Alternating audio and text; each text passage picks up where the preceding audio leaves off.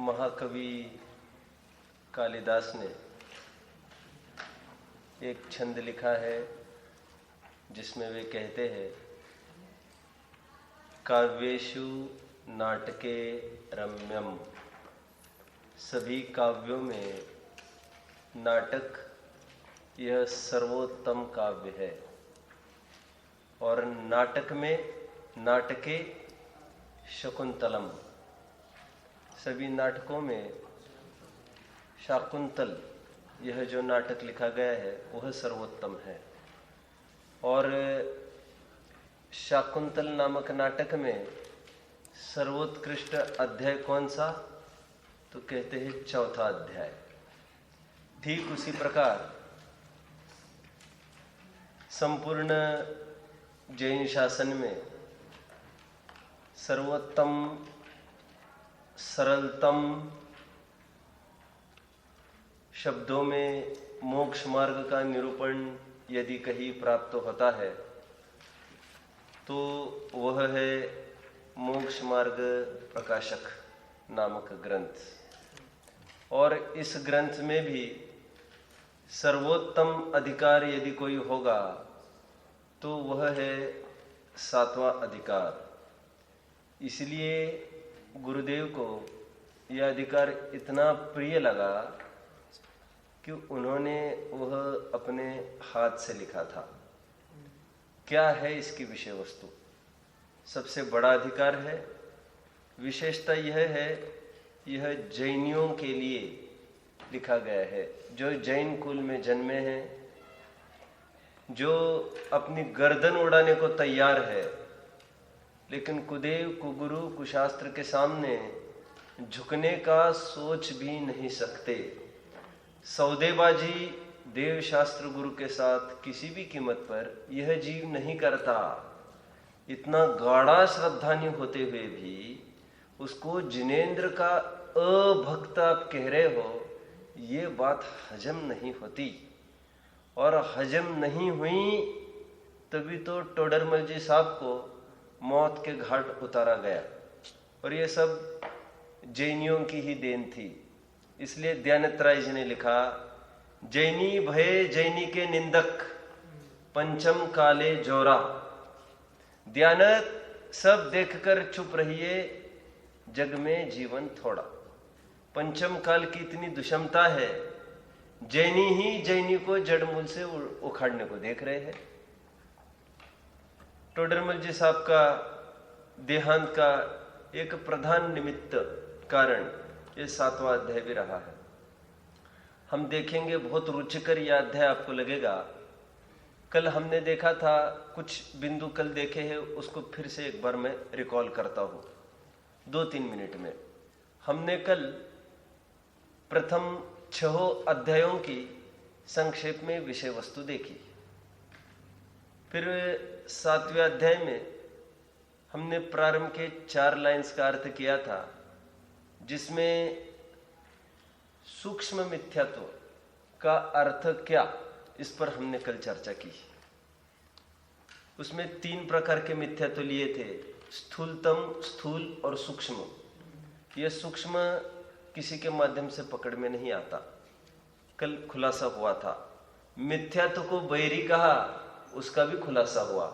मिथ्यात्व बैरी का अंश भी बुरा है, तो मिथ्यात्व का अंश होता भी है क्या, इसका भी कल खुलासा किया था।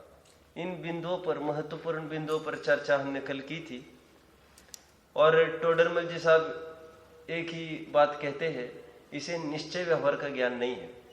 अध्ययन खूब करता है, रात दिन अध्ययन करता है, पढ़ना पढ़ना पढ़ना पढ़ना पढ़ना पढ़ाना पढ़ाना पढ़ाना पढ़ाना, इसके अलावा कुछ भी काम नहीं करता, फिर भी महामिथ्या दृष्टि जीव है। कितनी बड़ी गाली है, इसकी प्रशंसा करे कि इसकी निंदा करे? करे इसको निश्चय व्यवहार की अपेक्षा ही समझ में नहीं आती। कहां पर लिखा है तो कौन सी अपेक्षा से लिखा है। इसलिए मैंने आपको पहले भी कहा था, गुरुओ भवन्ति शरणम। इसलिए ज्ञानी गुरुओं के शरण में जाकर नए चक्र को समझना चाहिए। मैंने कहा था, अत्यंत निशित धारम जिनवरस्य नए चक्रम। क्योंकि यह नए चक्र, जिनेंद्र परमात्मा का नए चक्र इतना धारदार है कि कहीं दूसरों की गर्दन काटने की अपेक्षा स्वयं की भी गर्दन उड़ सकती है। थोड़ी सी असावधानी और हो क्या सकता है, सामने वाले की जाने के बदले अपनी जा सकती है। इसलिए गुरुओ भवन्ति शरणम, प्रबुद्ध नए चक्र संचारा, कि जो ज्ञानी गुरु है उनके चरण में जाकर निश्चय व्यवहार को समझना चाहिए। ज्ञानी गुरु मतलब तुम हम सब, हमारे पास आकर आपको पढ़ना चाहिए। अब समझ में आ गया आपको? निश्चय व्यवहार के आप सब ज्ञाता हो ना। गुरु मतलब कोई ऐसी बात थोड़ी है कि नग्न दिगंबर की बात कर रहे हैं, ना ऐसी बात है, ना ऐसी कोई बात है कि सचिन भैया होंगे गुरु और हम सब चेले हैं, ऐसा नहीं है। हम सब गुरु। गुरु मतलब कौन? जिसके पास निश्चय व्यवहार का ज्ञान हो, वो दूसरों को शिक्षा देने में समर्थ है। आप समझ गए? अब देखिए थोड़ा सा उसने छल कैसे ग्रहण किए, मैं थोड़ा सा सैंपल दिखाता हूं आपको। छल ऐसे ग्रहण किए उसने, जिनागम में कहीं कहीं तो आता है, जयी जिन्मयम पवज्जह ता मा निश्चय व्यवहार मुयः एकेन विना छिज्जयतित्थम अन्येन पुनः तच्चम। 12वीं गाथा की टीका समय सार क्या लिखा? यदि जिनमत में प्रवर्तन कराना चाहते हो तो निश्चय व्यवहार को नहीं छोड़ना। एक को छोड़ोगे तो तत्व छूट जाएगा, दूसरों को छोड़ोगे तो तीर्थ का लोप होगा। दोनों को छोड़ना, दोनों को छोड़ना, दोनों को नहीं छोड़ना, दोनों को नहीं छोड़ना। उसके दिमाग में बात घुस गई, निश्चय व्यवहार, निश्चय व्यवहार, दोनों अच्छे, दोनों अच्छे। ठीक, अभी समझना आगे की बात। ये एक गलती हो गई। अब दूसरी गलती उसने कहीं से ऐसा भी सुन लिया, व्यवहारो भूदत्थो, समय सार की 11वीं गाथा।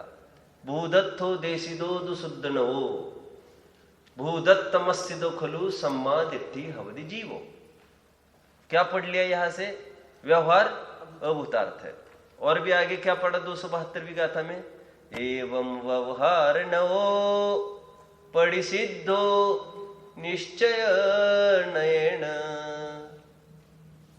निश्चय नया सिदा पुनः मुनिनो पावंति निर्वाणम। इस प्रकार समस्त व्यवहार का हमने निषेध किया और निश्चय नय का आश्रय करने से ही मुनि निर्वाण की प्राप्ति करते हैं। किसकी चर्चा चल रही है अभी? निश्चय की। पहला कथन क्या लिया हमने? निश्चय व्यवहार दोनों को गले लगाए रखना। अभी दूसरे कथन में क्या आया? निश्चय तो निश्चय नहीं के आश्रय से ही मुक्ति है। दूसरा कथन देखो, उसको कंफ्यूजन जो हुआ ना, वो कंफ्यूजन उसने छल पूर्वक ग्रहण नहीं किया है। यह बहुत भोला जीव है, यह बिल्कुल छल कपट नहीं करता है, लेकिन क्या करे उसके दिमाग में घुसती नहीं है बात। कहीं तो पढ़ता है निश्चय व्यवहार दोनों चाहिए, अभी एक जगह पढ़ता है नहीं वो तो निश्चय के आश्रय से ही मुक्ति होती है। हो गया। अब 12वीं गाथे की उत्थानिका, 12वीं गाथे की उत्थानिका, सह अपि कथम चित केशांचित प्रयोजनवान व्यवहार प्रयोजनवान है। किसी किसी के लिए व्यवहार भी बहुत प्रयोजनवान है, किसी किसी काल में व्यवहार भी बहुत प्रयोजनवान है। हाँ, ऐसा लगता है फिर इसको पंचम काल के जीवों को तो व्यवहारिक प्रयोजनभूत है। फिर यहां से उसने किसका पक्ष पकड़ा? व्यवहार का। समझ में आया? और फिर आते आते जब 144वीं गाथा में आकर खड़ा हुआ, कर्ता कर्माधिकार 100 ऐसा लो ना, 141, 42, 43 क्या आया? व्यवहार ने का आश्रय लेना कि निश्चय नहीं का? कह रहे ना व्यवहार का ना निश्चय नहीं का, तो क्या करना? नए पक्षातिक्रांत हो जाना। 20 कलश लगाए, 20 कलश, 20 कलश।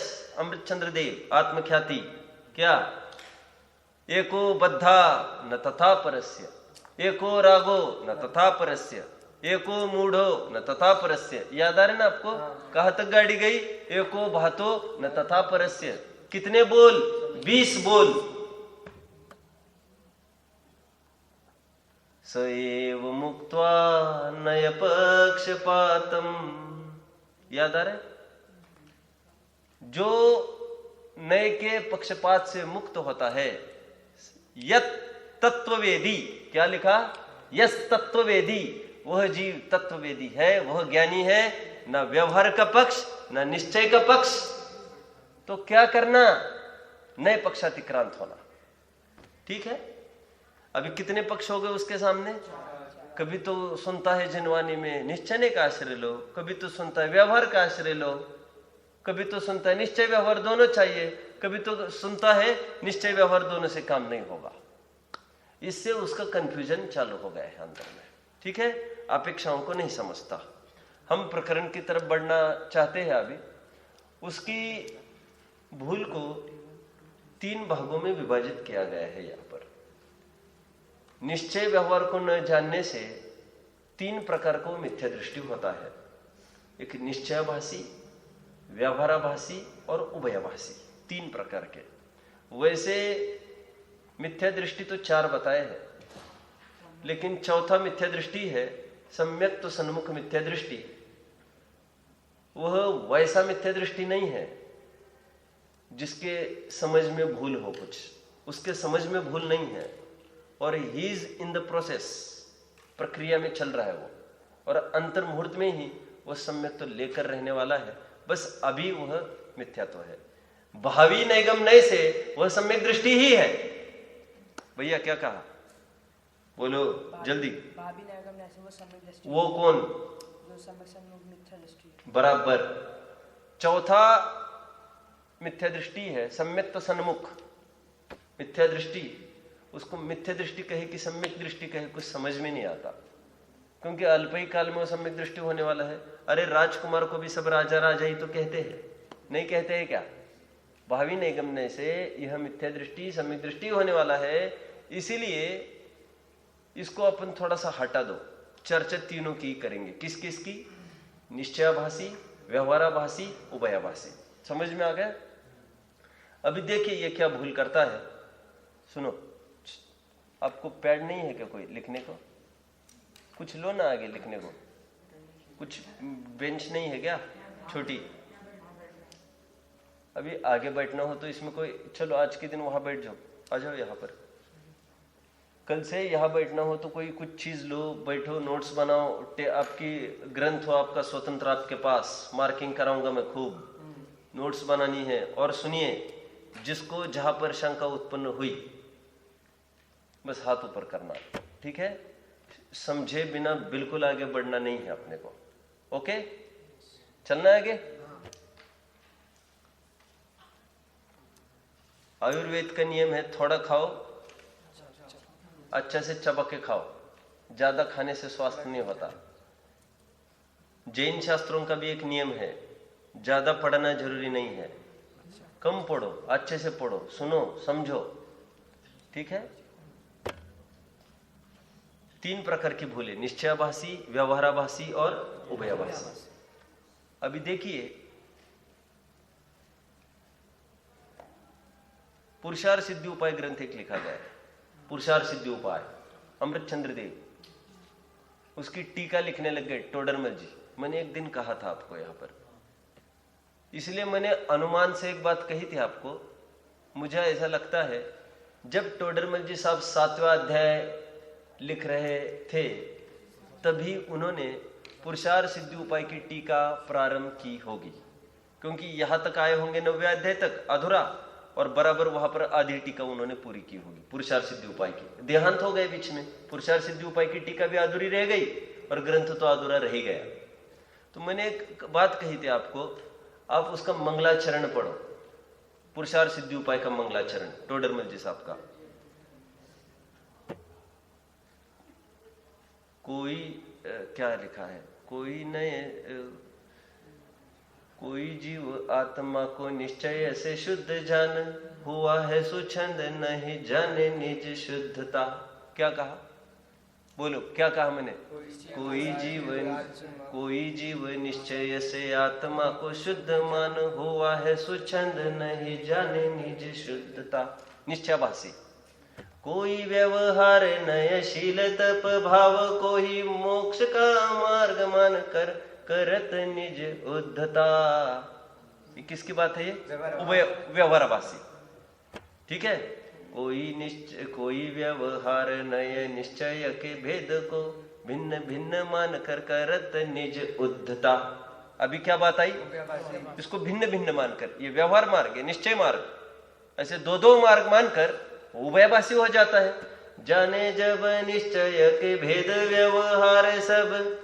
टोडरमल जी साहब अब कह रहे चौथे छंद में, चौथी लाइन में, कि जब ऐसा जानेगा जीव कि व्यवहार तो निश्चय का भेद रूप कथन है, भेद सो व्यवहार, अभेद सो निश्चय, माने तब बुद्धता, तब जाकर वो ज्ञानी होगा और छोड़े निज मूढ़ता।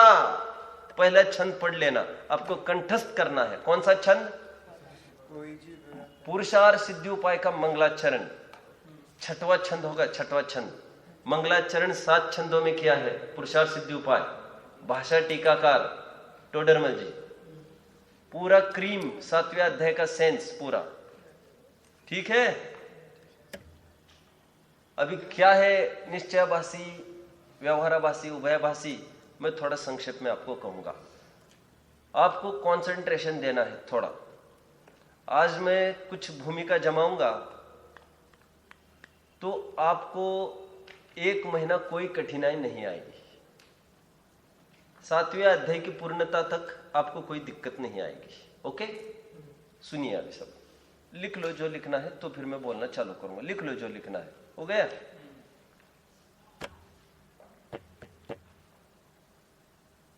हाँ, बस देखिए अभी सब यहां पर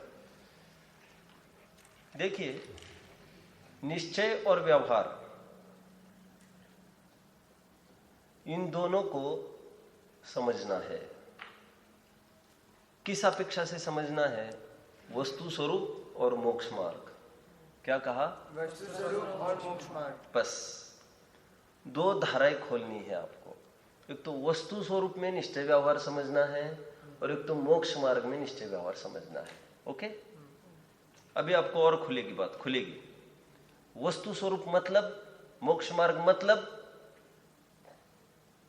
वैसे एक दिन मैंने समझाया था, अभी फिर से ले रहा हूं। वस्तु स्वरूप मतलब जैसे वस्तु है, कोई वस्तु, कोई भी पदार्थ, वह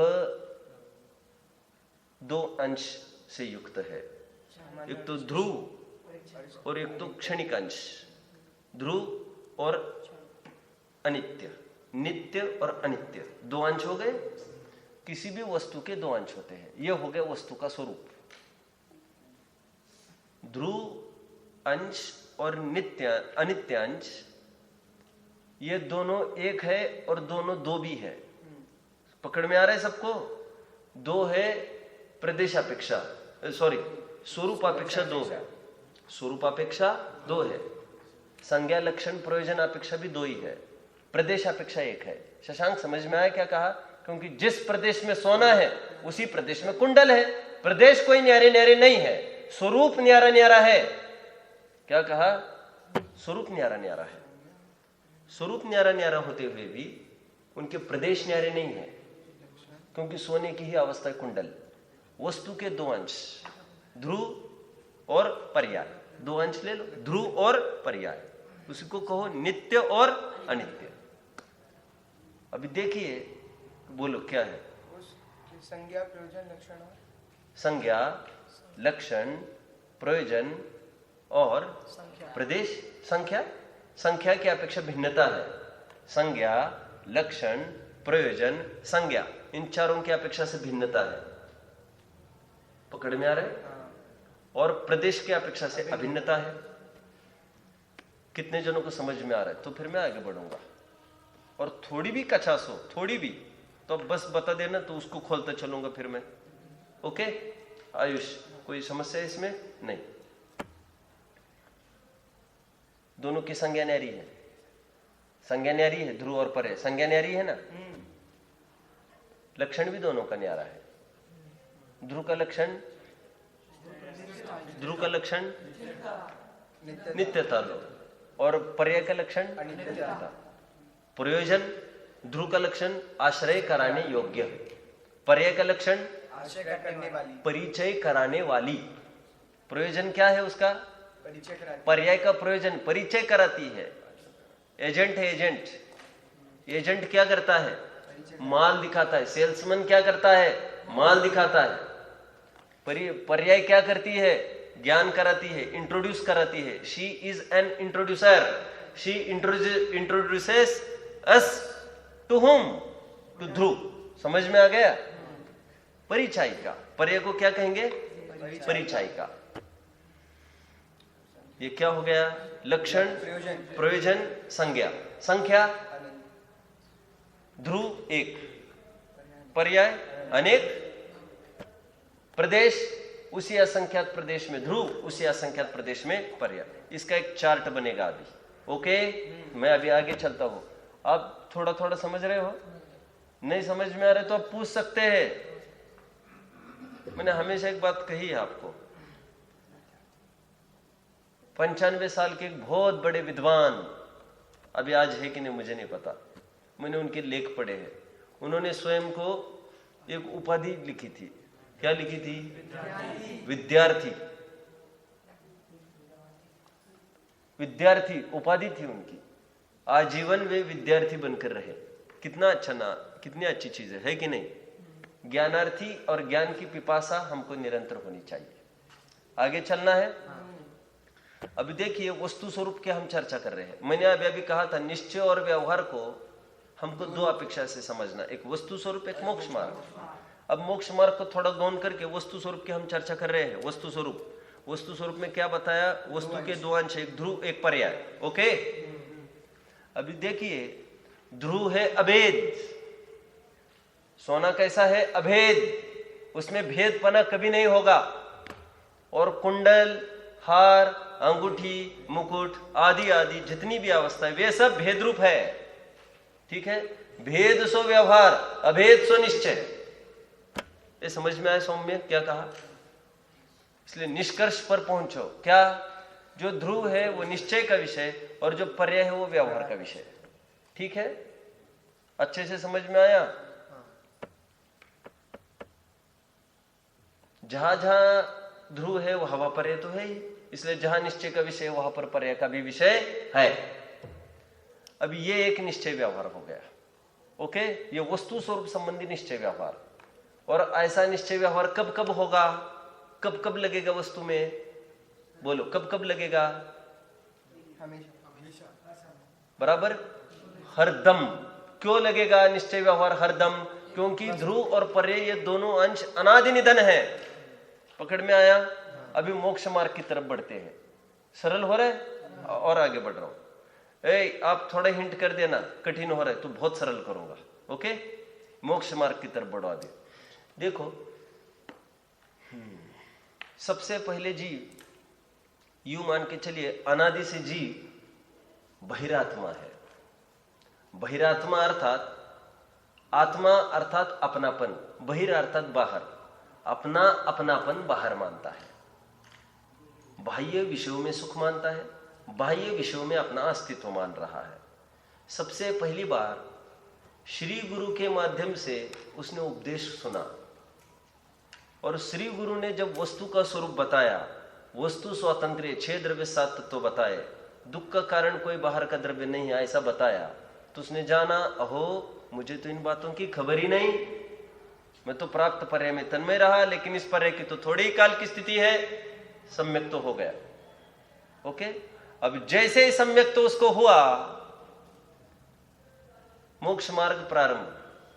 लेकिन मोक्ष मार्ग प्रारंभ होने पर भी तुरंत स्थिरता नहीं हो पाई। क्या? स्थिरता नहीं हो पाई। अभी उसमें कचास है थोड़ी। मैं देह नहीं हूं ऐसा मानने पर भी समय समय पर भोजन चाहिए। नाश्ते का टाइम नाश्ता दो, दूध का टाइम दूध दो, दूध में शक्कर नहीं, शक्कर डालो पहले। समझ में आ गया? दूध दूध, जल्दी जल्दी, प्यास लगी है, पानी लाओ, जल्दी जल्दी पानी लाओ, अरे बहुत गर्म है, ठंडा करो ठंडा करो। सम्यक दृष्टि हुआ है। शरीर को आत्मा नहीं मानता, दूध से सुख होता नहीं मानता, दूध में शक्कर डालने से दूध मीठा होता है ऐसा भी नहीं मानता। क्या? दूध में शक्कर डालने से दूध मीठा होता है ऐसा मानता होगा क्या? क्यों? दूध में कितनी शक्कर डालो तो दूध मीठा होगा? पागल हो गए? दूध मीठा होता है क्या? शक्कर ही मीठी रहती है। दूध दूध में है, शक्कर शक्कर में है। कौन जानता है? ज्ञानी धर्मात्मा जानता है। और थोड़ा कम मीठा दूध लगा, क्या बोलेगा? ऐसा आप शक्कर लाओ, शक्कर। ये समझ में आ रहा है सबको? सम्यक दृष्टि होने पर भी, देह मैं नहीं हूं ऐसा मानने पर भी, टाइम टू टाइम भोजन, बीमार पड़ गया, भाई दवा बनाओ मेरे लिए, चलो जल्दी दवा बनाओ, बुखार चढ़ रहा है, अभी तक नहीं बनाई दवा, जल्दी बनाओ। सम्यक दृष्टि। देह में एकत्व नहीं है, देह जुदा आत्म जुदा, जान लिया उसने, लेकिन फिर भी कचास, अस्थिरता। समझ में आया? घर से सुख नहीं ऐसा मानने पर भी घर की दरवाजे बंद करो, खिड़कियां बंद करो, एक घर ऐसा चाहिए, घर वैसा चाहिए। समझ में आया? बीवी बच्चों में सुख नहीं ऐसा मानने पर भी मुझे तो शादी करनी है, मुझे तो शादी करनी है, मैं करूंगा शादी। अंजना अंजना अंजना। पौनंजय कह रहा है, भाई पौनंजय के पिताजी बोले, क्या बोले? तुम क्या पागलपन कर रहे हो, तुम अच्छे से लड़की देख ले, अंजना। और क्या मान रहे हैं अंदर में? दुनिया की कोई ताकत मुझे सुखी नहीं कर सकती। ए, समझ में आ रहा है? कपड़े से सुख होता है, नहीं मानता। फिर भी कपड़े वेल फिटिंग, इसकी फिटिंग ठीक नहीं है, हटा दो इसको, नेक्स्ट। समझ में आ गया? ऐसा होगा कि आधी कॉलर बनी थी, चलो चलो क्या होता है, क्या फर्क पड़ता है, आधी कॉलर से काम चला लेंगे, ऐसा होगा क्या? नहीं चलेगा ऐसा। ये कचास, अस्थिरता। बोलो बोलो। ये आप बताए कपड़ों को अपना नहीं मानता है, अपना मानकर उसके अंदर बेचा रहा है। बोलो। उस जीप के अंदर बेचा रहा है कि कपड़ा मेरा है। हाँ। तो सही कराने का भाव आया उसे, तो अब नहीं मान रहा उसे। तो बैठो। अरे भैया, अपना नहीं मानता। वो रोगी दवा खाते समय दवा को उपादेय नहीं मानता, दवा खाना अपना स्वरूप नहीं मानता। क्या? रोगी दवा खाते समय में भी वो दवा खाना अपना स्वरूप नहीं मानता, दवा खाने को उपादेय नहीं मानता, उसमें सुख बुद्धि नहीं मानता, लेकिन भाषा, उसकी क्रिया हमको ऐसी लगती है। प्रश्न है कि अपना नहीं मानता, फिर भी ऐसा विचार क्यों आता है कि मतलब ये हो जाए, मतलब सही हो जाए, फिर भी ऐसा विचार? ए भैया बोलो, उत्तर दो।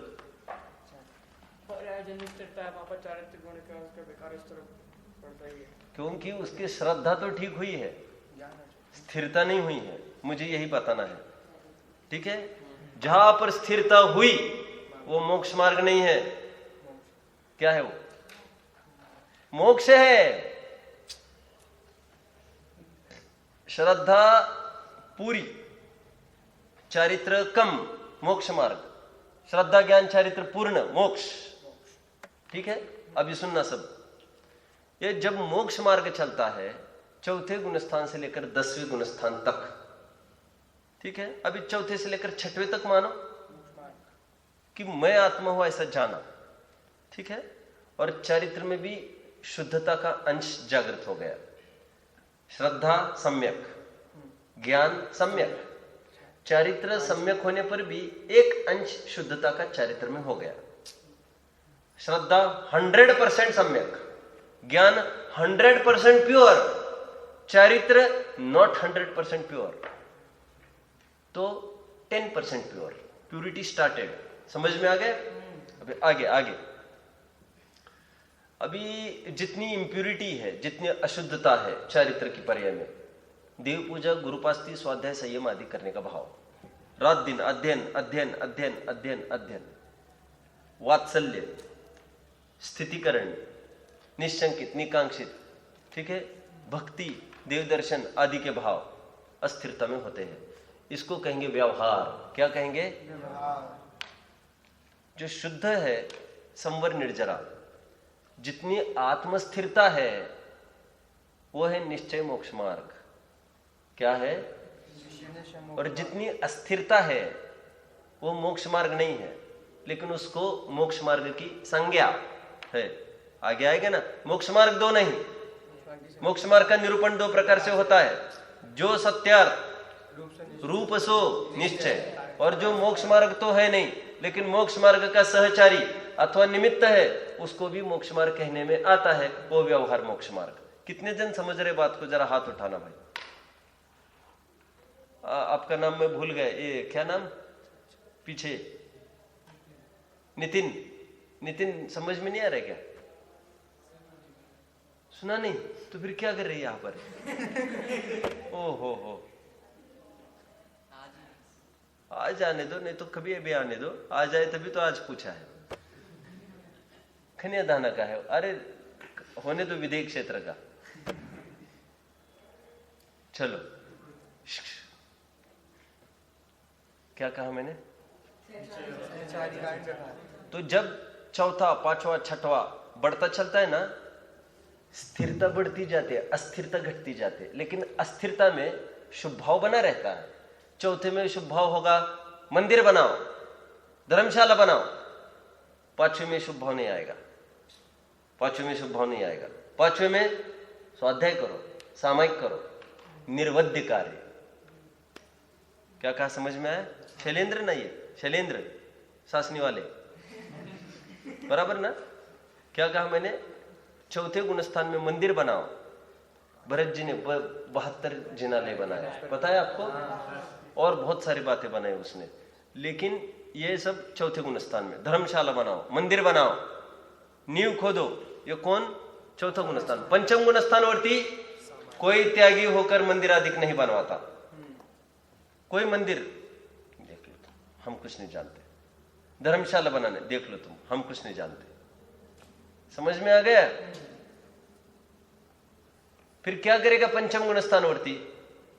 पंचम गुणस्थानवर्ती स्वाध्याय है, सामायिक है, सब आपका प्रवचन होगा, ठीक है, कर लेंगे। धर्मशाला बना रहे, देख लो, सब विद्यार्थी आएंगे रोज, अब क्लास जरूर जरूर जरूर जरूर क्लास लेंगे, प्रवचन लेंगे। समझ में आ गया? पंचम गुणस्थान। अभी छठवां गुणस्थान, सब आप रोज क्लास। ये कैसी बात करते हो?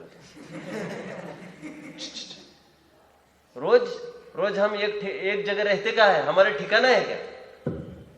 हमारा कोई ठिकाना नहीं। रोजाना कोई क्लास नहीं चलेगी हमारे। कौन? मुनि रोज क्लास नहीं ले सकता, क्योंकि आज यहां लेनी पड़ेगी, दूसरे दिन की क्लास 15 किलोमीटर पर लेनी पड़ेगी, तीसरे दिन की और 15 किलोमीटर पर। जाओगे क्या रोज घूमते घूमते? जाओगे क्या? नहीं। और सब गाड़ी लेके आएंगे तो गाड़ी का पूरा पाप उनके माथे चढ़ जाएगा। आप समझ गए?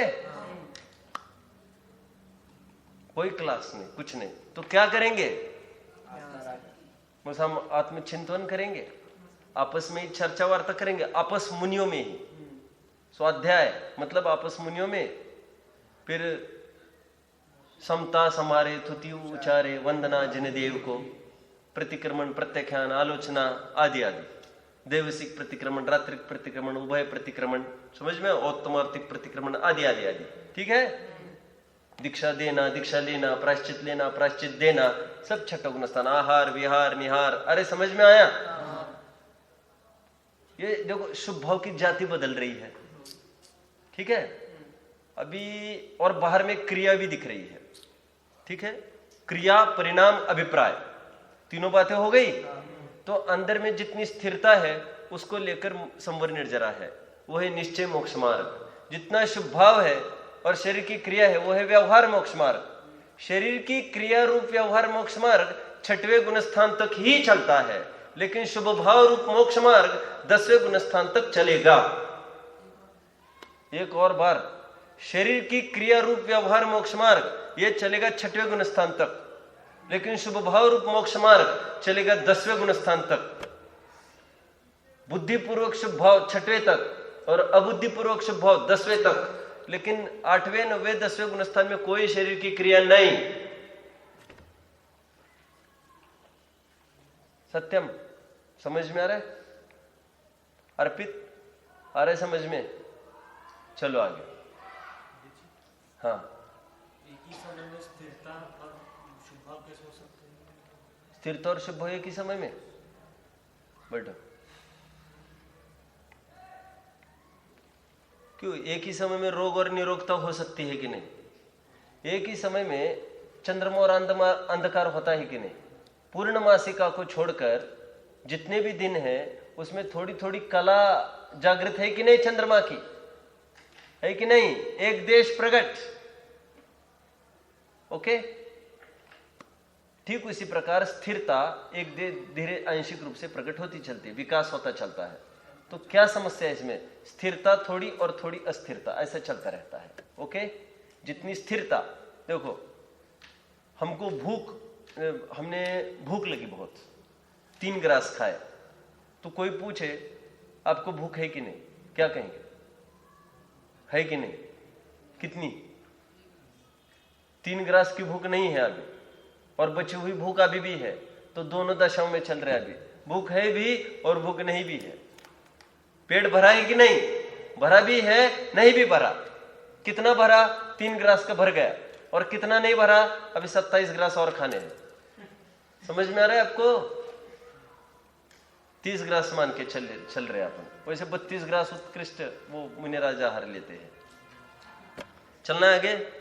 स्थिरता स्थिरता, अभी इसमें थोड़ी सी बात आएगी। मैंने कहा था निश्चय व्यवहार किसमें लगाना है ऋषभ? किसमें लगाना है निश्चय व्यवहार? बताओ। मैंने सबसे पहले ब्रांचिंग की है। निश्चय व्यवहार किसमें लगाना? वस्तु स्वरूप और मोक्ष मार्ग। देखिए, वस्तु स्वरूप में जो निश्चय व्यवहार लगेगा वो अनादि निधन लगेगा, क्योंकि 2 अंश ध्रुव और पर्याय है। लेकिन मोक्ष मार्ग में जो निश्चय व्यवहार लगाएंगे वो मात्र 4 से लेकर 10वें तक ही लगेगा। ओके, नहीं समझ में आ रहा? आ गया। और 10वें के आगे 11वां 12वां 13वां 14वां गुणस्थान और गुणस्थानातीत सिद्ध भगवान में व्यवहार नए नहीं लगेगा। निश्चय व्यवहार मोक्ष मार्ग में ही लगता है, मोक्ष में नहीं। वहां पर मात्र निश्चय का ही विषय रहा है। निश्चय का विषय क्या है? सत्यम, शुद्धता। ध्यान रखना, वस्तु स्वरूप में भी निश्चयने का विषय शुद्धता, मोक्ष मार्ग में भी निश्चयने का विषय शुद्धता, लेकिन दोनों शुद्धता का अर्थ अलग। कितने जन को समझ में आया? अभी क्या बोला मैंने? बोलो भैया, क्या बोला?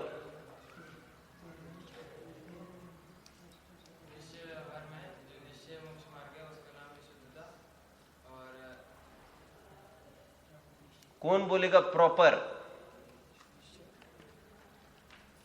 वस्तु स्वरूप का जो निश्चय है उसका विषय भी शुद्धता है, और जो मोक्ष मार्ग का निश्चय उसकी विषय शुद्धता है, पर दोनों शुद्धता में बहुत। दोनों प्रकरण में निश्चय ने का विषय शुद्धता, मोक्ष मार्ग में भी वस्तु स्वरूप में भी, परंतु दोनों जगह शुद्धता के अर्थ न्यारे न्यारे। वस्तु स्वरूप में निश्चय ने का विषय शुद्धता, वहां पर शुद्धता का क्या अर्थ लेना? ध्रुव अभेद। ओके, और मोक्ष मार्ग में निश्चय ने का विषय शुद्धता, वहां पर शुद्धता का अर्थ क्या लेना? संवर निर्जरा, आत्मस्थिरता। ठीक है, बैठो। एक पर्यगत शुद्धता है, एक द्रव्यगत शुद्धता है। वस्तु स्वरूप वाली शुद्धता द्रव्यगत शुद्धता है, और मोक्ष मार्ग की शुद्धता पर्य में प्रकट हुई शुद्धता है। निश्चय व्यवहार सबको समझ में आ रहा है? बोलो भैया, आगे क्या बात है?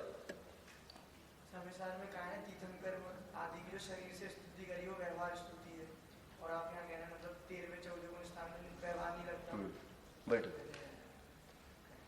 हाँ, प्रश्न सबको समझ में आया? उत्तर भी सबको समझ में आ गया होगा।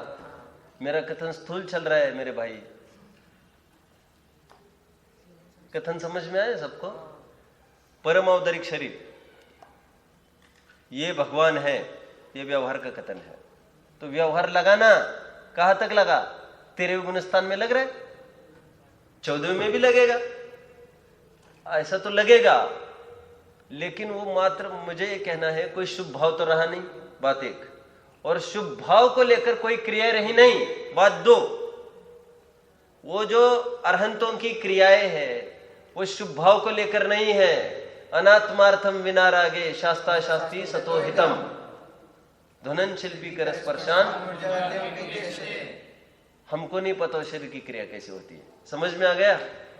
हाँ, लेकिन व्यवहार के स्तर पर ये मान सकते हैं। तो फिर व्यवहार कहां तक कहेंगे? व्यवहार कहां तक कहेंगे? 14वें तक। यदि मोक्ष मार्ग वहां तक कहते हैं 14वें तक, तो व्यवहार कहेंगे 14वें तक। किसने लिखा? बनारसी दास जी ने लिखा। क्या? व्यवहार की सरहद 14वें गुणस्थान के अंतिम पर्यंत है। यह भी एक अपेक्षा लिख लो सब। अच्छा प्रश्न उठाया सत्यम ने, अच्छा प्रश्न उठाया। उत्तर कितने जन को समझ में आया? आपको समझ में नहीं आया तो आप पूछते क्यों नहीं? पूछते क्यों नहीं?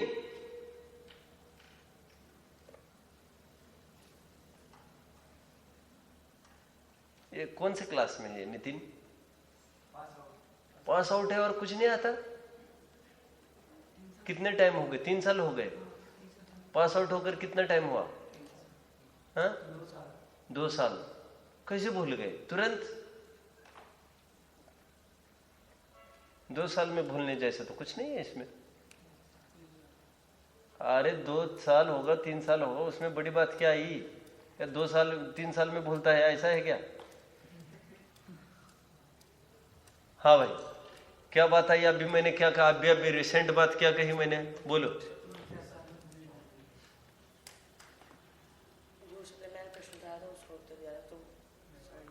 क्या प्रश्न था? यानी कि वहाँ पे समय सारजी में तीर्थंकर आदि की देह की स्तुति करी है, मतलब देह आदि की स्तुति करी है, लेकिन यहाँ पे आपने बताया ना कि मोक्ष मार्ग में जो शुद्धता है, तो बैठो। प्रश्न इसलिए पूछा, मैंने कहा व्यवहार 10वें गुणस्थान तक है, 11वें 12वें में नहीं लगेगा। मेरा संकेत था शुभ भाव की तरफ, और इनका यह कहना है कि समय सार की 26वीं गाथा में देह की स्थिति स्तुति करके भगवान की स्तुति हुई, ऐसा मानते हैं। ये व्यवहार का कथन, मतलब व्यवहार से देह को भगवान कहा, तो व्यवहार 14 गुणस्थान तक रहा। तो यह भी मैंने कहा, यह भी एक अपेक्षा है। और उसका आधार क्या दिया बनारसी दास जी का? व्यवहार की सरहद 14वें गुणस्थान के अंत पर्यंत है। ठीक है, सरहद मतलब सीमा, बाउंड्री, उन्हीं का शब्द है मूल में। चलना है आगे। लेकिन वहां पर भी सिद्ध अवस्था में निश्चय व्यवहार नहीं लगेगा। अभी तो पक्का सिद्धों में निश्चय व्यवहार लागू नहीं होगा। इसलिए मोक्ष मार्ग में जो निश्चय व्यवहार है वो अनादि निधन नहीं है। क्यों, क्या डर रहे हो इतना? सौम्य, किसको डर रहे हो? लेकिन जो वस्तु स्वरूप का निश्चय व्यवहार है वह अनादि निधन होगा। इतना समझ में आ रहा है? तो मैं आगे बढ़ता हूं, बोलो। सिद्धों में क्या निश्चय लगेगा? सिद्धों में निश्चय लगेगा क्या? बोलो, बैठो। तो फिर दूसरा प्रश्न आपका ये होगा, यदि निश्चय लगेगा तो हमने सुना है निश्चय व्यवहार सभी एक साथ चलता है, ये पूछोगे क्या? देखो देखो सुनो, निश्चय व्यवहार एक साथ होता है, ये मोक्ष मार्ग की बात है। वहां पर निश्चय नहीं है। निश्चय नहीं है मतलब निश्चय नहीं से हम देख रहे उनका मोक्ष मार्ग, उनमें कोई अशुद्धता नहीं रही। और अशुद्धता यह व्यवहार नहीं का विषय था। भगवान को कोई नय नहीं है, हमने हमारे नय से, हमने हमारे ज्ञान से उनकी शुद्धता देखी। इसलिए हम ये कह रहे भगवान को, भगवान के शुभ भाव नहीं है, ना उनका शरीर है सिद्धों का, इसलिए व्यवहार नय वहां पर लागू नहीं होगा, मात्र निश्चय नहीं लागू होगा। सो निश्चय ने उनका नहीं, हम हमारे निश्चय ने से देख रहे उनकी शुद्धता को। समझ में आ गया?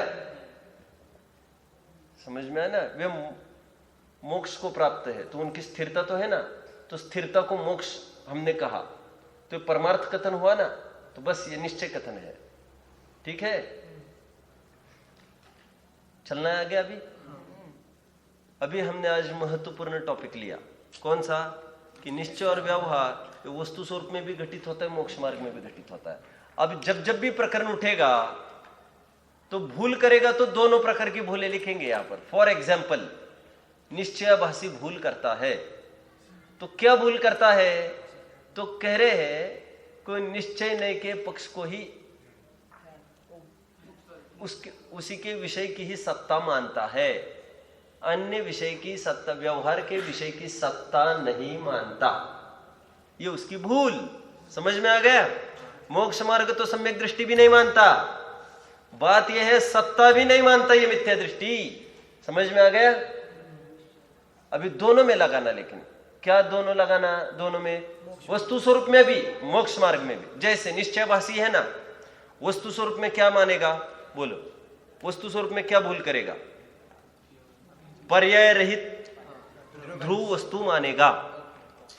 और मोक्ष मार्ग में क्या मानेगा? ये जो भूमिका के अनुसार देव पूजा, गुरुपास्ति, स्वाध्याय, संयम, तप, दान, 28 मूल गुण का पालन, स्वाध्याय, सामयिक आदि के जो भाव उत्पन्न होते हैं वो उसका निषेध कर देगा। आप समझ गए? मोक्ष मार्ग पने का निषेध तो ज्ञानी धर्मात्मा करता ही है, लेकिन यह जीव उसकी सत्ता का ही निषेध करता है। निश्चयभाषी व्यवहार को जड़ मूल से उखाड़ना चाहता है। वो कहते हैं व्यवहार व्यवहार कुछ नहीं।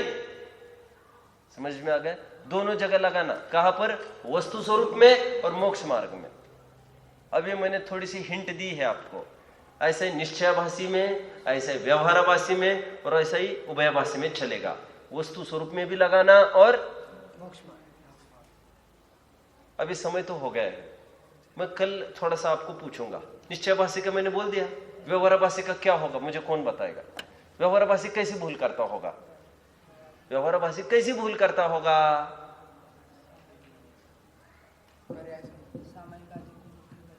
व्यवहारभाषी कैसी भूल करता होगा? बोलो, खड़े रहो। वो सामायिक आदि को मुक्त कर देता होगा, जो निश्चय मोक्ष मार्ग अंतरंग शुद्धता उसे कौन करते हैं? सुनिए सुनिए, इनका ये कहना है कि जो शुभ भाव और शुभ क्रिया है उन्हीं को मोक्ष मार्ग मानता है व्यवहारभाषी। Okay okay. अभी इनका उत्तर कितने % सही है? बोलो बोलो। 50% सही बोला। क्यों क्यों? एक पक्ष नहीं बोला आपने, एक मोक्ष मार्ग में आपने बोल दिया। वस्तु स्वरूप में क्या भूल करता है वो? वस्तु स्वरूप में क्या भूल करता है? वस्तु को सर्वथा भेद रूप मानता है। समझ में आ गया? वस्तु को अभेद नहीं मानता, ये वस्तु स्वरूप में भूल करता है व्यवहारभाषी। वस्तु निश्चय व्यवहारात्मक है। निश्चय मतलब अभेद, अभेद सो निश्चय, भेद सो व्यवहार। वस्तु भेदाभेदात्मक है, वो सर्वथा भेद रूप ही मानता है। व्यवहार ने का पक्ष वाला वस्तु को सर्वथा भेद रूप मानता है। बैठो। उभयभाषी क्या भूल करता है? चार्ट बनेगा प्रॉपर। निश्चयभाषी, व्यवहारभाषी, उभयभाषी। यहां बनेगा वस्तु स्वरूप और यहां बनेगा मोक्ष मार्ग। कितने जन को टेबल समझ में आया कैसा बनाना है? अब बोलो मुझे, उभयभाषी का कैसा बनेगा? उभयभाषी में क्या गड़बड़ करेगा ये? अभी सुनना ध्यान से, ये मैं बोलूं, आप बोलोगे, ट्राई करोगे? अर्पित, ट्राई कौन करेगा? उभयभाषी में क्या भूल करता होगा? पहली बात तो वस्तु स्वरूप में क्या भूल करता है, और दूसरी बात मोक्ष मार्ग में क्या भूल करता होगा? मोक्ष मार्ग में क्या भूल करता होगा वैसे उभयभाषी? ये तो इजी है। हाँ बोलो।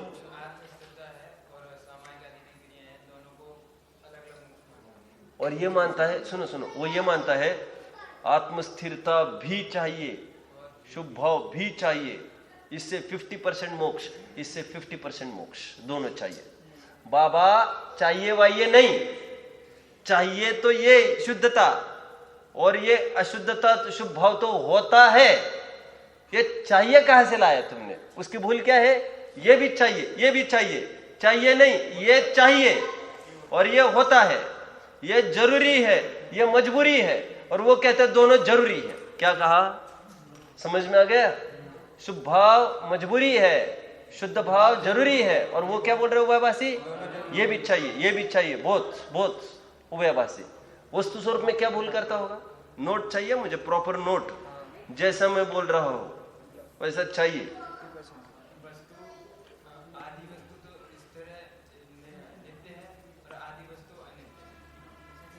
सोच समझ कर बोलना। अभी सब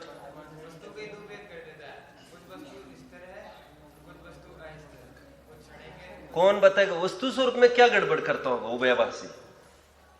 वस्तु स्वरूप में क्या गड़बड़ करता होगा? ये कठिन जा रहा है ना आपको, लेकिन कठिन बिल्कुल नहीं है। मैं अब भी बता रहा हूं, बैठो। ऐसा यदि माने, ए भैया ऐसा माने तो वो मिथ्या दृष्टि कैसे रहेगा? वो क्या करता है मालूम? वस्तु को नित्य भी मानता है, अनित्य भी मानता है।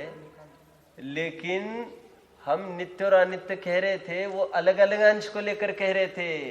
उसके चित्त में दो अंश अलग अलग नहीं है। जिसको नित्य कहते हैं उसी को अनित्य कहता है। हम तो ध्रुव को नित्य कहकर पर्याय को अनित्य कह रहे थे। उसको ऐसे ध्रुव और पर्याय ये दोनों खड़े ही नहीं है उसके ज्ञान में। समझ में आया? कह रहे वस्तु नित्य भी है, वस्तु अनित्य भी है। अरे निर्धारण पूर्वक बोलो। हमने वस्तु को नित्य कहा वो ध्रुव की तरफ से, वस्तु को अनित्य कहा पर्याय की तरफ से। इसलिए उभयभाषी भले बोले वस्तु नित्य भी है अनित्य भी है, उसको समझ में कुछ नहीं आया। हमने कहा एक आदमी पति भी है पिता भी है, ठीक है, लेकिन वो पत्नी की अपेक्षा पिता नहीं है। पत्नी की अपेक्षा से तो पति है। नहीं साहब वो पति भी है और पिता भी है, नहीं साहब वो पति भी है पिता भी है, लेकिन अपेक्षा पता नहीं। पत्नी की अपेक्षा पति है, पुत्र की अपेक्षा पुत्री की अपेक्षा पिता है। मैंने पुत्री का उदाहरण क्यों दिया, समझ में आया आपको? पुत्र का उदाहरण देते हैं तो ज्यादा समझ में नहीं आएगा। पुत्री की अपेक्षा से वो पति नहीं है, पुत्री की अपेक्षा से पिता है, और पत्नी की अपेक्षा से पति है।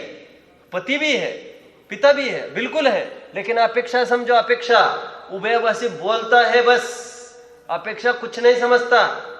कितने जन को समझ में आया? आज महत्वपूर्ण किले की चढ़ाई हमने की है।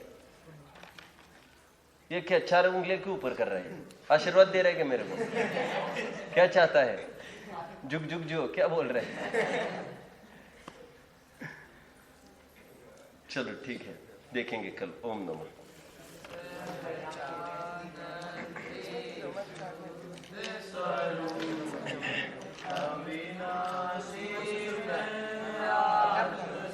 इसको उठाओ, आने